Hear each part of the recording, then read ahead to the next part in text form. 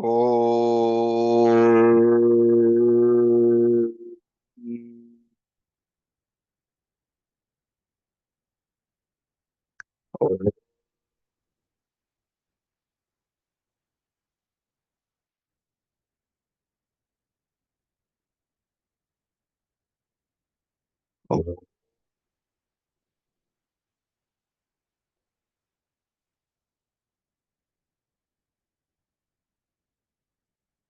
Om Sahanao Avatu Sahanao Bhunaktu Sahaviryam Karvavahai Tejasvinavadhitamastu Ma Vidvishavahai.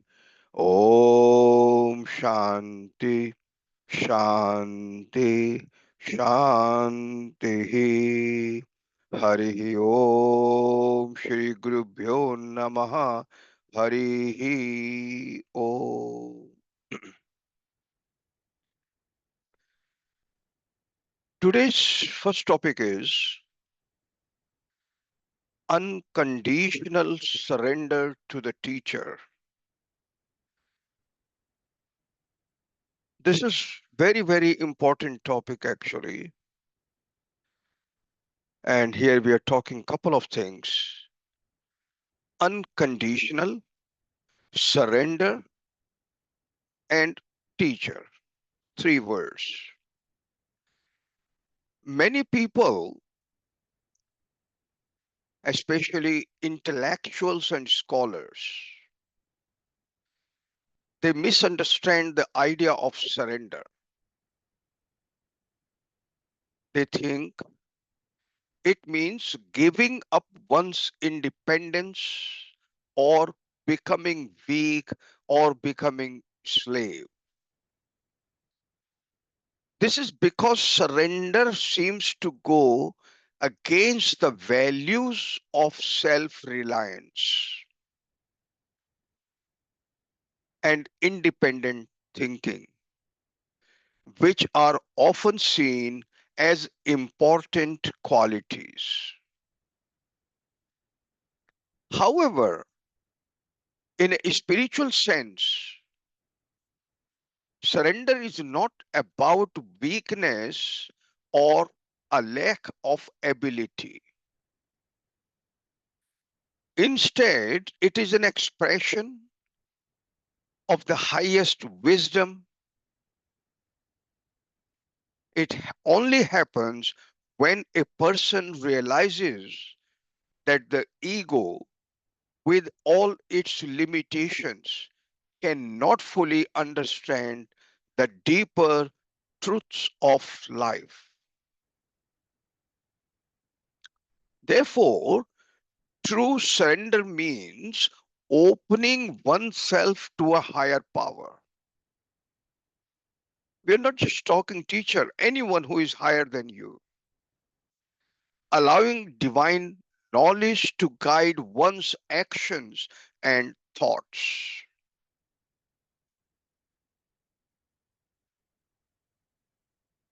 The Bhagavad Gītā contains an important conversation between Lord Krishna and Arjuna, where Krishna explains the meaning of surrender.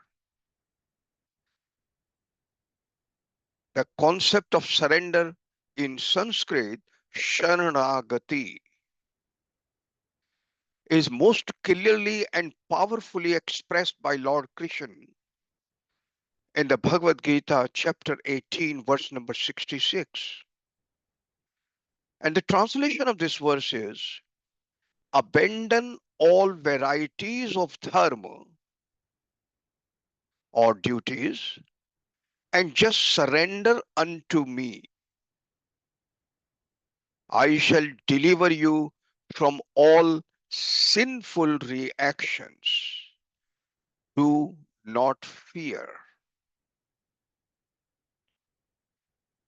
In this verse,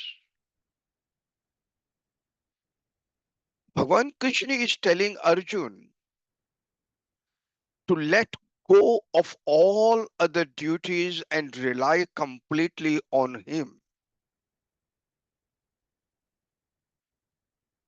Surrender here means complete trust, devotion, and dependence on the divine will. See the meaning of surrender from Bhagavad Gita perspective. Complete trust, devotion, and dependence on the divine will. It is not weakness, but the highest form of strength. Letting go of ego and aligning oneself fully with divine purpose. This is considered the essence of the Gita's message, and it is often quoted as the ultimate instruction of Lord Krishna to Arjuna.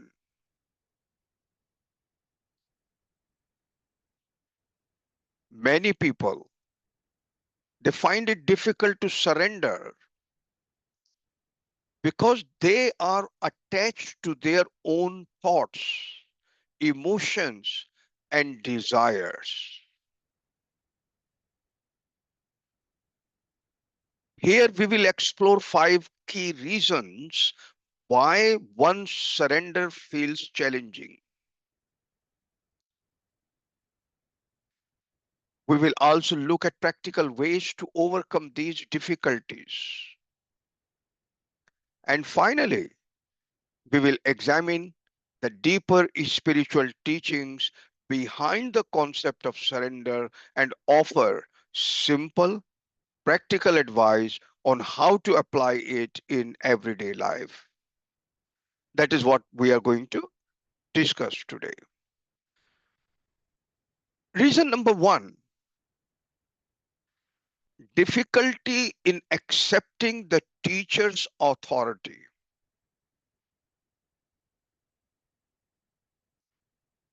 For real learning to take place, a student must first recognize and accept the teacher's knowledge and guidance.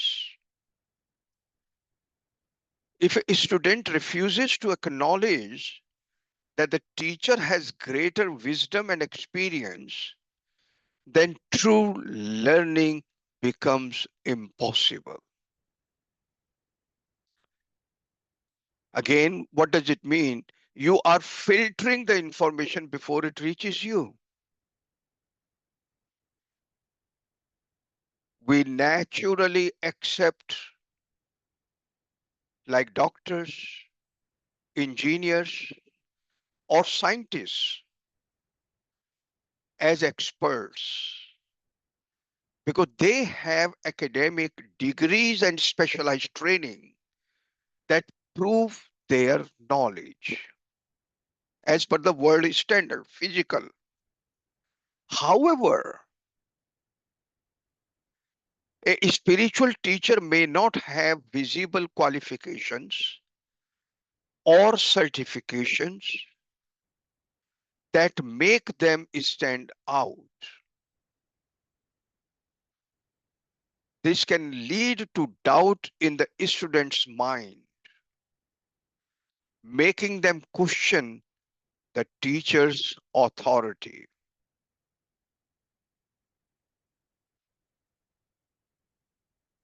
A classic example of this can be found in the Bhagavad Gītā. If you remember chapter number 1, Lord Krishna, who is the supreme divine being, was initially seen by Arjun only as a friend and relative. And because of this, Arjun did not consider Krishna's words to be absolute truth. It was only when Arjun realized Krishna's divine nature and accepted him as his teacher that real spiritual learning could begin.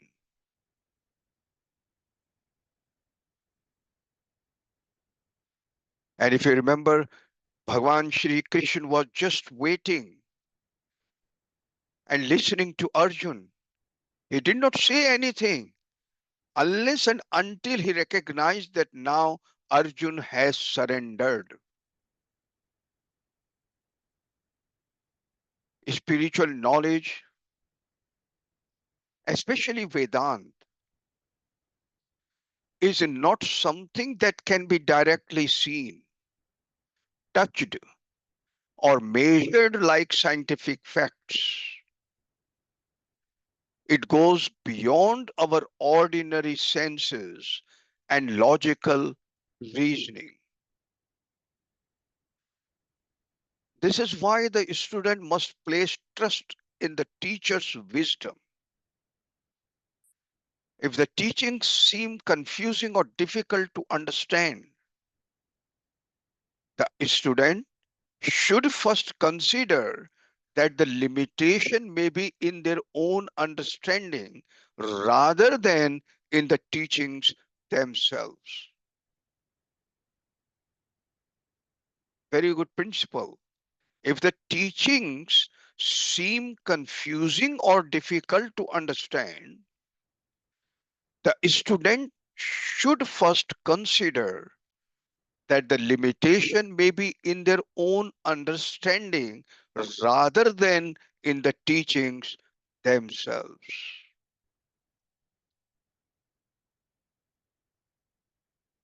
Progress on the spiritual path requires humility. If a student clings to their ego and doubts the teacher's words, they will not be able to receive the deeper truths. Only when the student fully surrenders to the teacher's guidance with an open and trusting heart can true wisdom unfold. Now we will see here two examples. Number one, the student and the master sculptor. A young sculptor in training dismisses his master's methods, thinking he knows a better way. Only after repeated failures does he realize the importance of surrendering to the master's experience. Number two, Arjun's realization. Initially, Arjun questioned Krishna's words, but upon surrendering, he was able to grasp the profound wisdom of the Gita.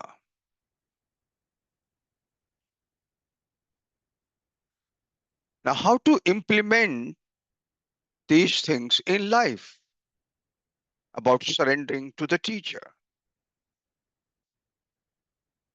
Develop humility and acknowledge that higher wisdom exists beyond personal understanding. Approach spiritual teachers with an open mind and trust the process of learning. Practice deep listening without preconceptions or selective interpretation.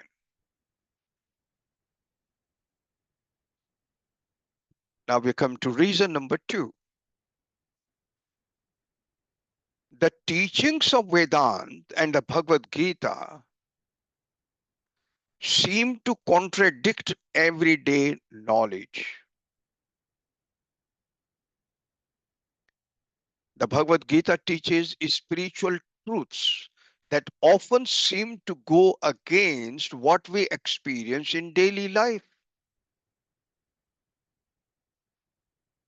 In the world, we rely on what we can see, what we can hear, and touch to understand reality. However, the Gita tells us that true wisdom goes beyond these physical experiences and reveals a deeper spiritual reality. From a young age,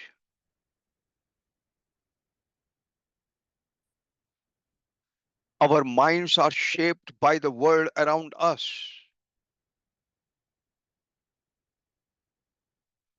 We naturally believe what our senses tell us, what we can see with our eyes, hear with our ears, and touch with our hands. Because of this, it becomes difficult to accept teachings that go beyond the physical world. For example, the Gita teaches that the soul is immortal, but in everyday life, we see people grow old and pass away. Based on these experiences, it is natural to think that death is unavoidable. This creates a conflict between what the Gita says and what we observe in the world, making it hard to accept the idea of immortality because we are stuck to that we are the body, mind, and intellect.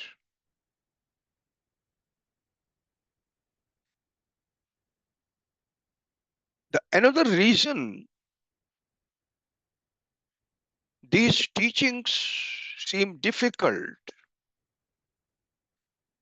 is that people usually prefer to hear things that confirm what they already believe. If something agrees with our current understanding, we accept it easily. But if a teaching challenges our beliefs,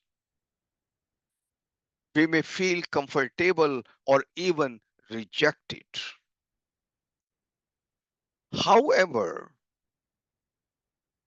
real learning happens when we keep an open mind and try to understand new ideas, even if they seem strange or impossible at first.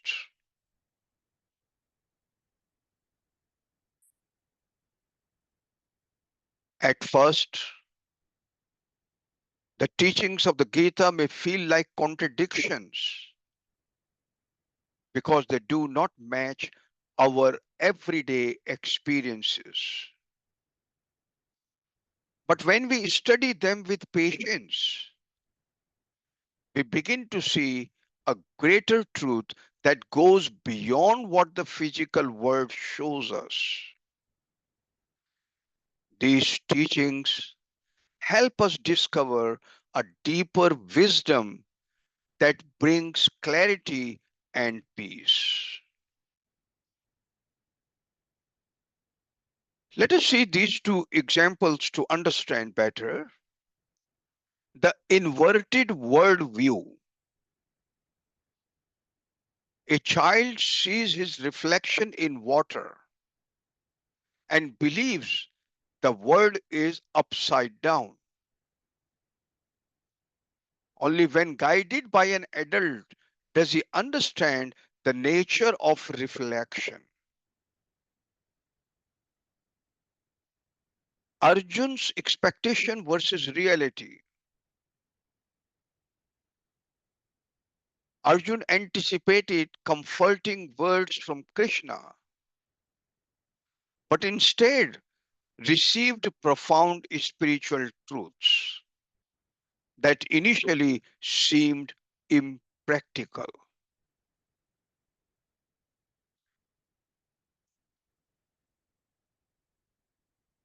How to implement these things in life? Number one, Cultivate the ability to question worldly assumptions and seek deeper truths. Understand that higher wisdom often appears contradictory before it is fully grasped.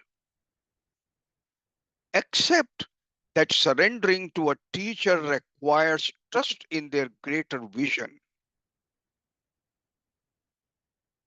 Now we come to reason number 3.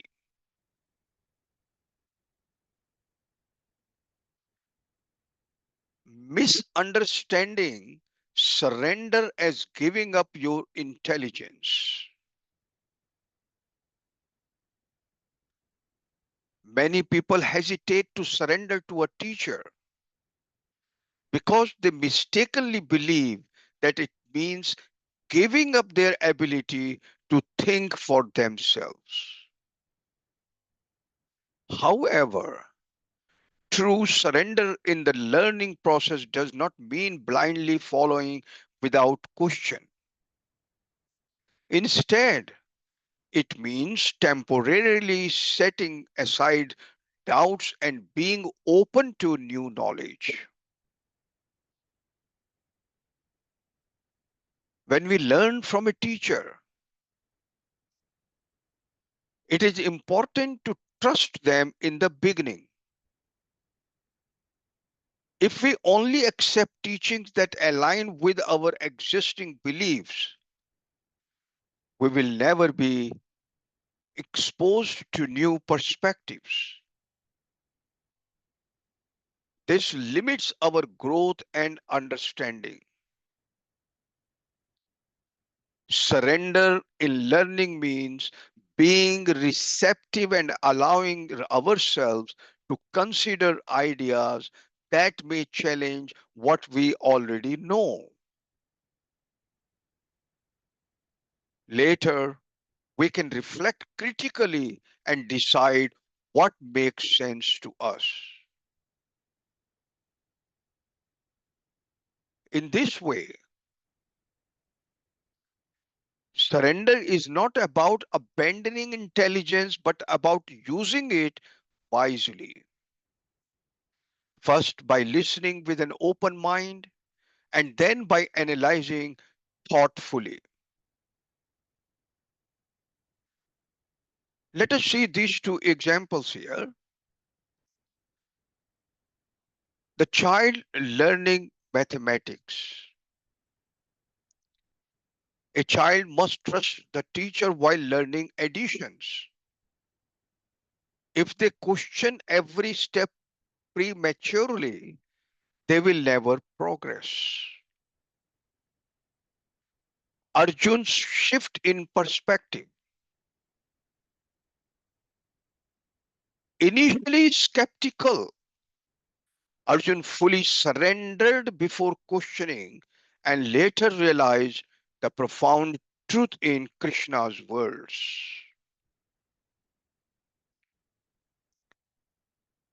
And how do we implement this in life?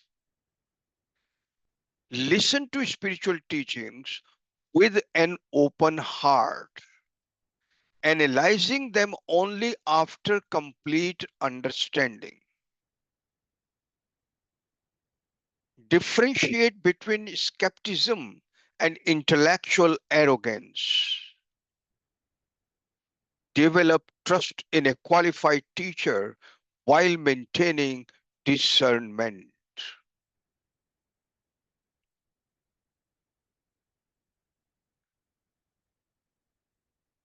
Reason number 4,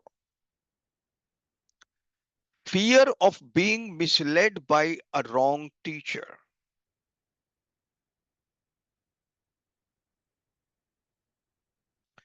The concern about learning from an incorrect or misleading teacher can create a significant barrier to fully embracing and committing to the learning process. This fear often stems from the natural human inclination to avoid deception or being led astray. However, it is important to recognize that even when someone learns from a teacher who may not have all the answers, there can still be inherent value in that experience.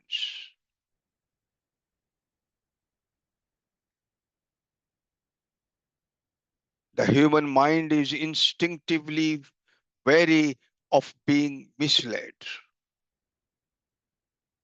This caution can prevent individuals from engaging deeply with their spiritual education.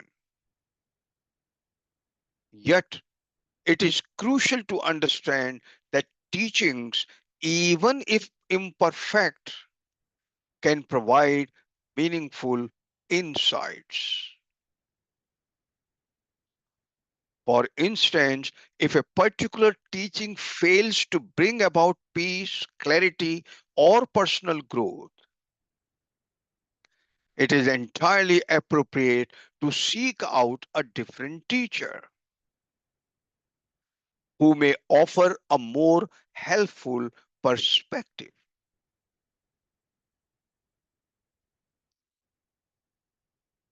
Ultimately, the path to true understanding of spiritual truths is shaped by personal experience. Each individual's journey is unique, and it is through this journey that one discovers what resonates most deeply. By allowing oneself to learn from various sources, even those that may not seem entirely correct, one can gradually uncover what is truly valuable and meaningful in the realm of spiritual understanding.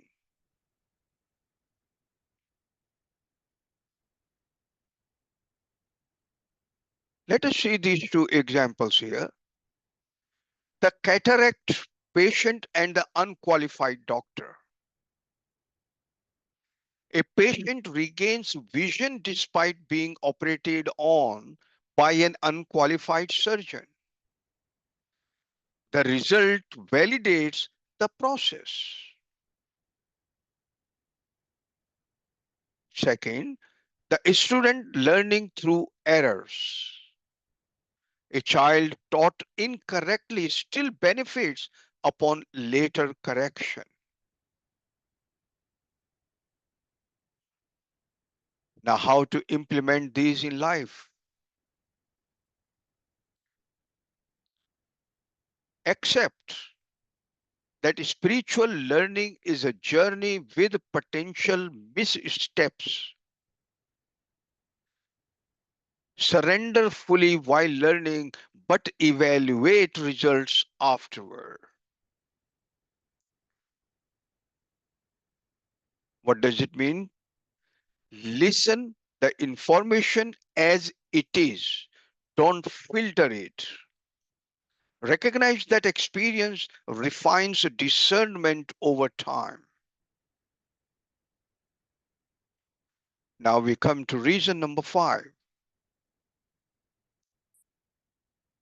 Not recognizing the mind's limits in solving its own problems.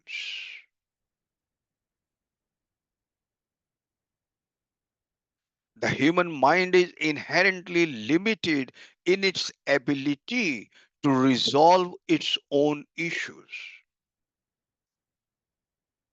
This limitation stems from its nature, which often confines its perspective and understanding. Therefore, to attain genuine insight and growth, it is essential for individuals to seek the guidance of a wise teacher who has already surpassed these mental constraints.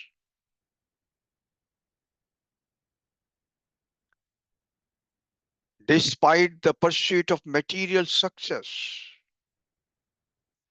such as acquiring wealth or attaining social status. Individuals frequently find themselves lacking true inner peace and happiness. The mind, preoccupied with tangible worldly ambitions, tends to overlook the fact that mere achievement is insufficient for achieving profound fulfillment. This focus on external goals can lead to a cycle of dissatisfaction as the mind fails to recognize its own limitations and the inadequacy of material pursuits in providing lasting joy.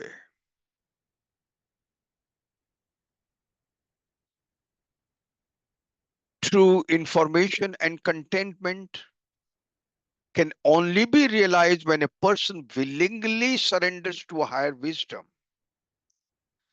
This act of surrender opens the door to a deeper understanding and knowledge that transcends the mind's inherent limitations. A wise teacher, having traversed these boundaries, possesses insights that can guide individuals toward a path of true fulfillment, enabling them to overcome the mental obstacles that prevent them from experiencing lasting peace.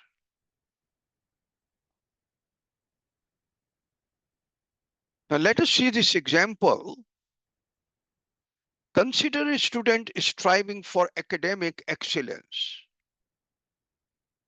motivated solely by the desire to achieve high grades and accolades. Initially, this pursuit may bring temporary satisfaction. However, as the student progresses, they may encounter stress, anxiety, and a sense of emptiness, realizing that their achievement do not equate to genuine happiness. In this scenario, seeking guidance from a mentor who has faced similar challenges and gained wisdom can help the student understand that true fulfillment lies beyond academic success.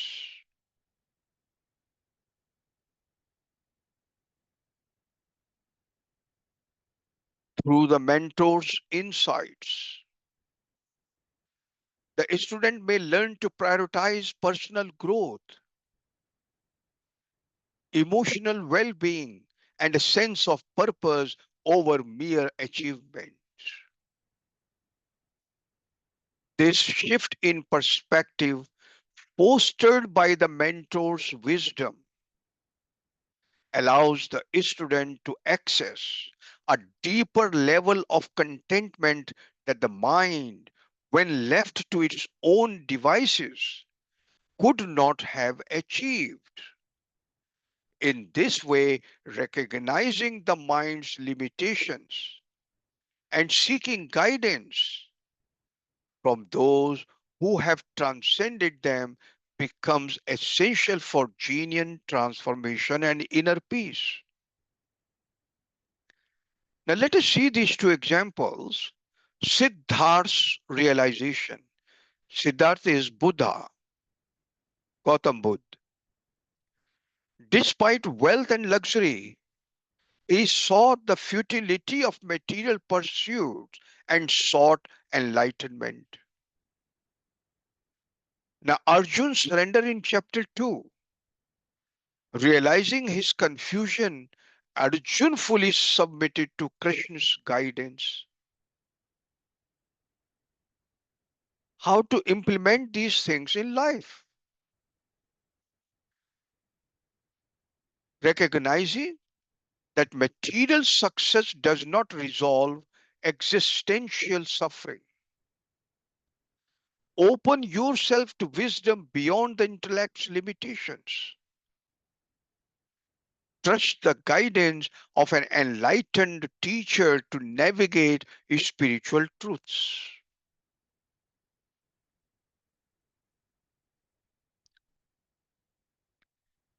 Finally, understanding surrender. From Bhagavad Gītā perspective,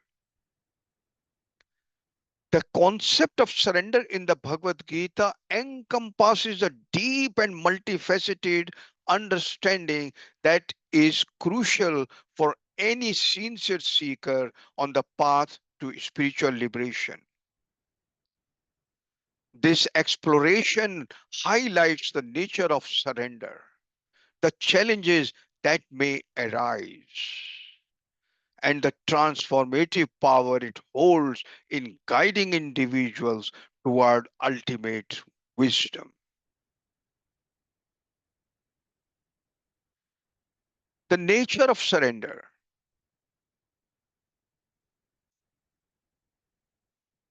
Surrender, as portrayed in the Bhagavad Gita, is not merely an act of giving up or relinquishing control. Rather, it is a profound acceptance of one's relationship with the divine. It involves recognizing a higher power and yielding to it with trust and devotion. This process allows individuals to align their actions with their spiritual goals, fostering inner peace and harmony.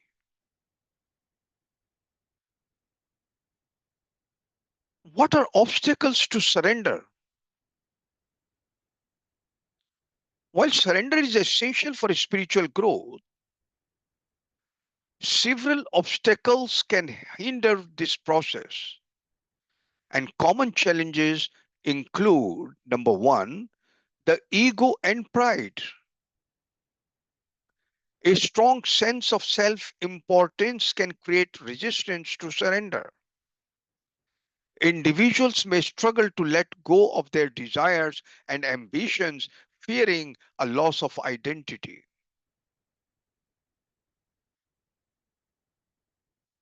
Fear of the unknown. Surrender often requires stepping into unfamiliar territory, which can provoke anxiety. The fear of losing control over one's life may prevent individuals from fully embracing surrender. Attachment to outcomes.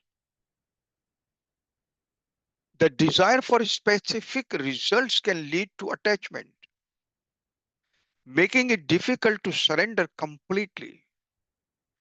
When individuals focus too much on the fruits of their actions, they may find themselves trapped in a cycle of expectation and disappointment.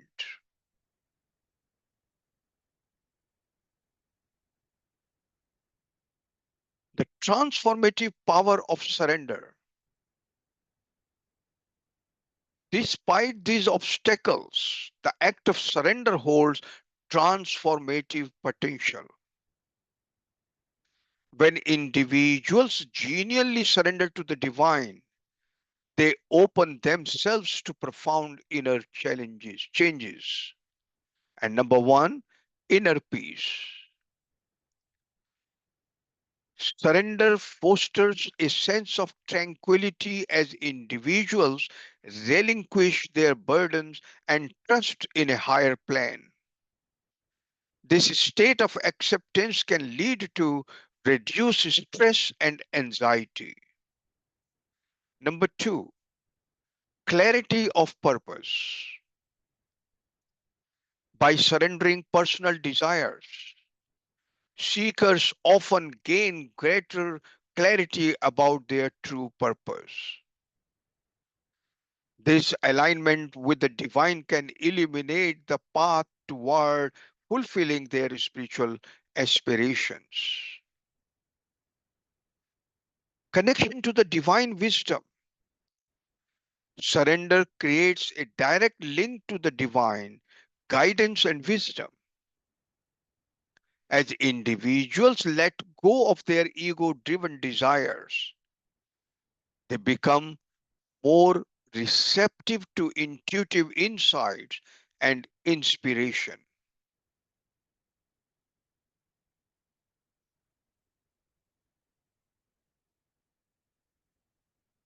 The concept of surrender, as described in the Bhagavad Gītā, plays a crucial role in an individual's spiritual journey. Surrender in this context means letting go of one's personal ego, desires, and attachments in order to fully trust and dedicate oneself to the divine. This is not an easy process, as it involves overcoming various internal struggles, such as fear, doubt, and pride, which can make surrender challenging. However, by recognizing and addressing these obstacles, sincere seekers can tap into the transformative power of surrender.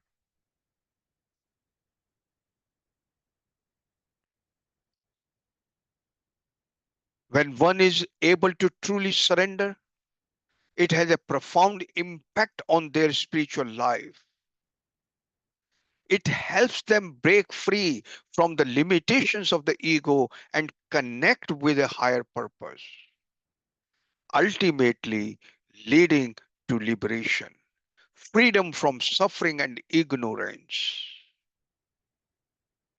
The wisdom gained through surrender is not merely intellectual but deeply experiential, allowing individuals to see the world through a lens of spiritual clarity.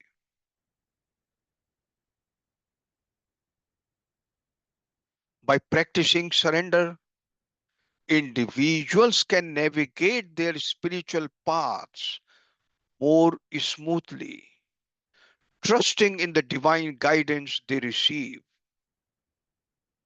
This trust and surrender foster a deeper connection with the divine, providing both strength and peace along the way. Thus, surrender is not just a passive act, but an active and vital force that can guide one toward the ultimate goal of spiritual fulfillment and wisdom. And we have seen in the Bhagavad Gita,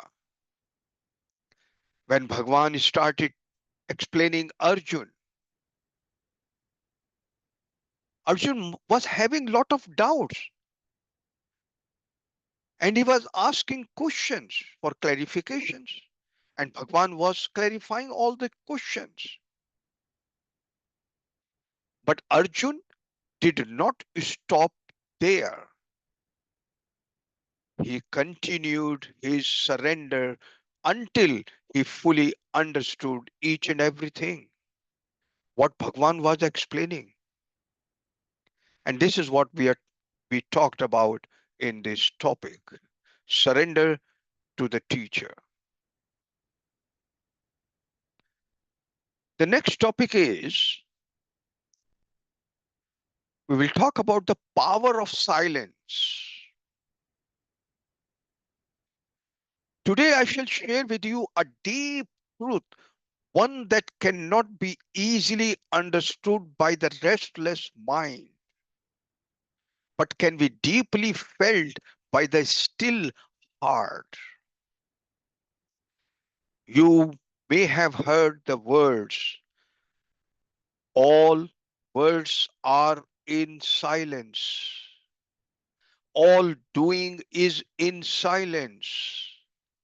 Everything is perfect within silence. Let us unfold this slowly, like the gentle blooming of a lotus at dawn. Number one, all words are in silence. We will try to understand that. Before a word is spoken, it arises from silence. After it is spoken, it dissolves back into silence. Silence is the mother of all words, like waves that rise and fall back into the ocean. Words appear and then fade into silence. When we sit in silence, we are not becoming empty, we are returning to our source. In that silence, wisdom waits. The greatest truths are not found in loud speeches or many books. They are found in the stillness between two thoughts, in the space before you speak. Even the most sacred scriptures were first heard in the silence of the rishis. What they spoke or wrote came from the stillness within. So when you listen deeply, not just with ears, but with the soul, you will hear that all words are simply echoes of silence. All doing is in silence. On the surface, we see actions, people walking, talking, building, creating. But look deeper. Behind every action, there is an unseen stillness. The tree grows in silence. The sun rises and sets without a sound. Our breath moves gently in and out, mostly unnoticed. Our heart beats, our cells work, all in sacred silence. Even our greatest efforts, our acts of love, service, prayer are supported by that deep silence within. Silence is not the absence of activity. It is the silent, grounded from which all activity springs. Like the screen behind a movie, it is always there, untouched by the movement on it. So remember, we act, but the divine silence sustains all our actions.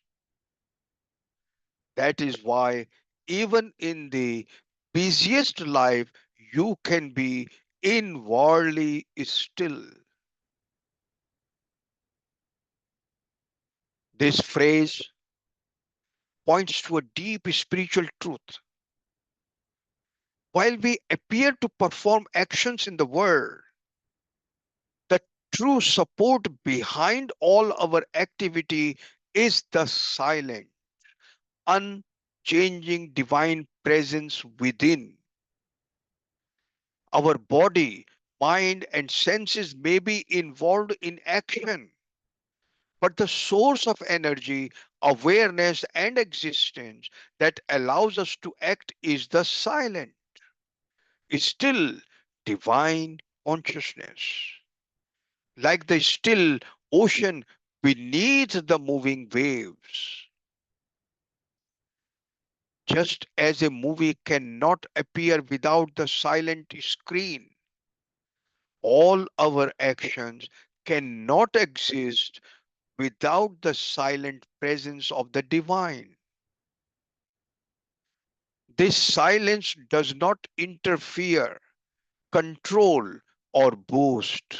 It simply supports all things unconditionally, quietly, allowing life to unfold.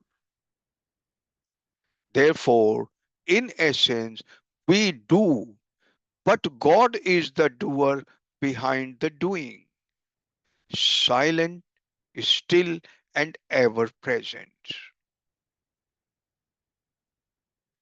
Point number three, everything is perfect within silence. When your mind becomes quiet, not because it is forced, but because it has understood the noise is not needed, only then you begin to see clearly.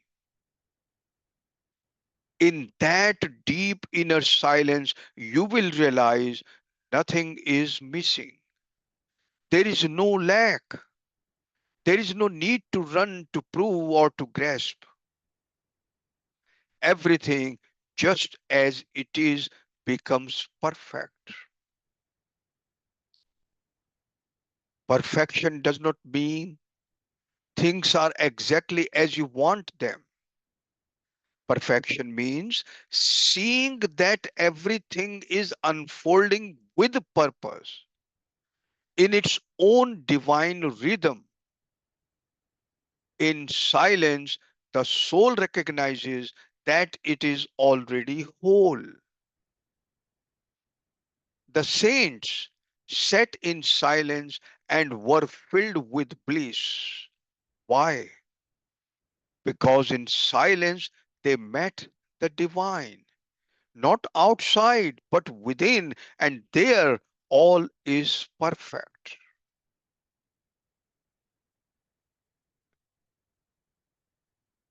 Therefore, in conclusion, in the Gita, silence is not mere quietness, but a powerful spiritual practice, a symbol of inner discipline, wisdom, and divine connection. It is the stillness where the soul aligns with the eternal truth. Therefore, note down, silence is not empty. It is full of presence of God, of peace, of wisdom. So let your words be born from silence. Let your actions be grounded in silence. And let your soul rest in silence.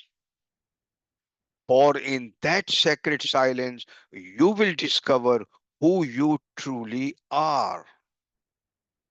And that discovery, that divine knowing, is the greatest perfection of all.